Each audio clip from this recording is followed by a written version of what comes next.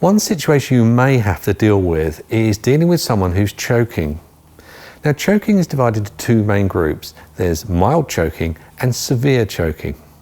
Now, mild choking is where you have a blockage in the throat, however, air can still pass through. So this person is going to be coughing, they're going to be breathing heavily, they're going to be in a lot of distress, but the air can pass through. So you will hear them making noise, you will hear them coughing, they may be able to talk.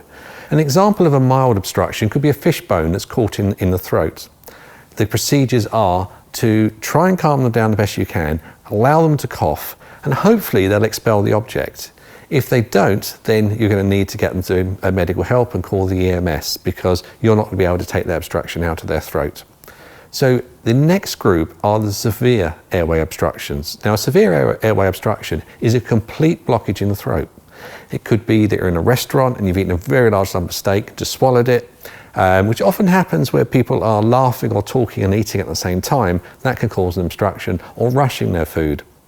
If the lump of steak got stuck into the throat, there's no air passing. So with this person, they're not going to be able to cough. They're going to be very, very distressed. They are going to be passing out in a very short space of time, just a minute or just over a minute.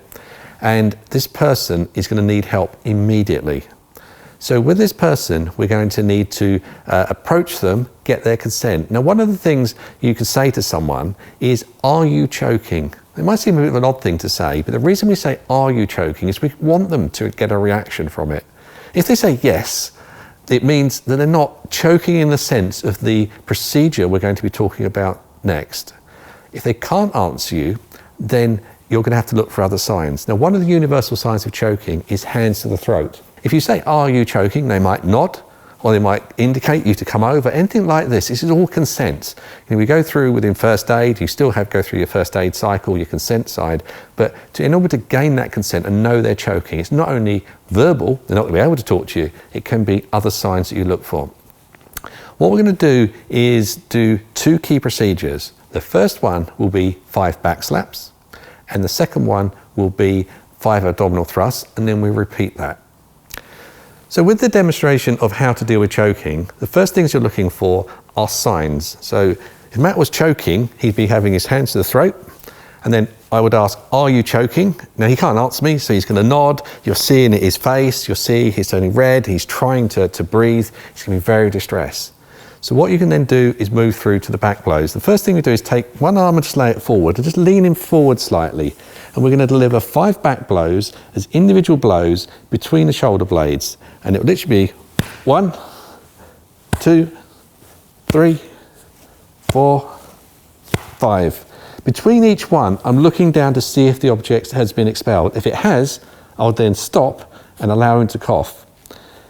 What I then do, if that hasn't worked, and I need to do abdominal thrusts. So I need to get the thumb side of my fist in against, just below above his belly button, in here. So you're not pushing on the rib cage, you're doing below the rib cage. The other hand is going right the way round, and then we're giving an inward and upward motion. So it'll be literally in like this. Now, I won't do this fully because it will could cause him injury.